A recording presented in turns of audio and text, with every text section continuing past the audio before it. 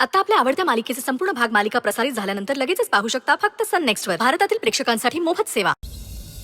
Sir madam, तुम्ही जर मला मी स्वानंदीची बहीण आहे म्हणून नोकरी देत नसाल ना, प्लीज प्लीज असं नका हो करू. स्वानंदी माझी बहीण आहे, पण आमच्यात आता काही पण संबंध नाही. आमच्यात रक्ताचं नातं होतं, पण आता सगळं तुटलंय.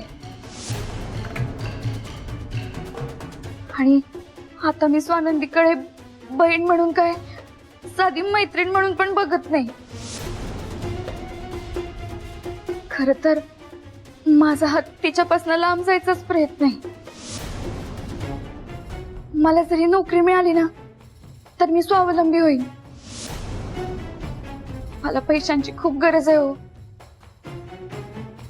आणि जमलं तर ना, मला फॅक्टरीत नोकरी नका देऊ. तिथं गेले तर सतत तिचं काळं तोंड बघावं लागेल. आणि ती माझ्या नजरेसमोर पण आली ना, तर माझी तळपायाची आग मस्तकात जाती. सर, तुम्ही मला घरातलं नाही तर पार्टी ऑफिसातलं एखादं काम दिलं तर बरं होईल.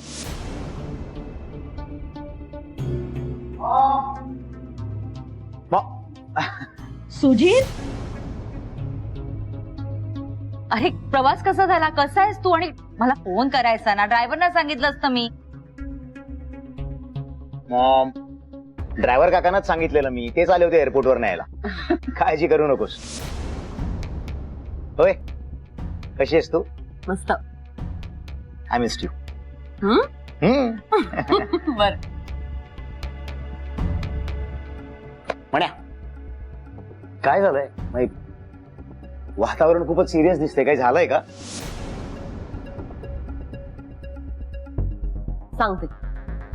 तू कार्तिकीला ओळखतोसच, स्वानंदीची मोठी बहीण.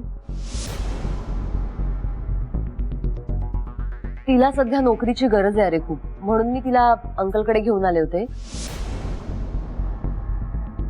अंकलना म्हटलं की आपल्याकडे काही जॉब वगैरे असेल तर सांगा. हो. पण मम्मांचं असं म्हणणं आहे की स्वानंदीमुळे ऑलरेडी इतके प्रॉब्लेम्स आहेत, तर तिची बहीण परत नको.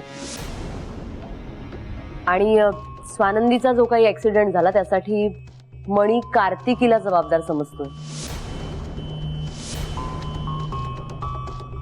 त्यामुळे सगळेच नको म्हणतात. पण तू ओळखतोस तिला रे, तिला खरंच खूप गरज आहे नोकरीची. तर तुझं काय म्हणणं आहे? ओके,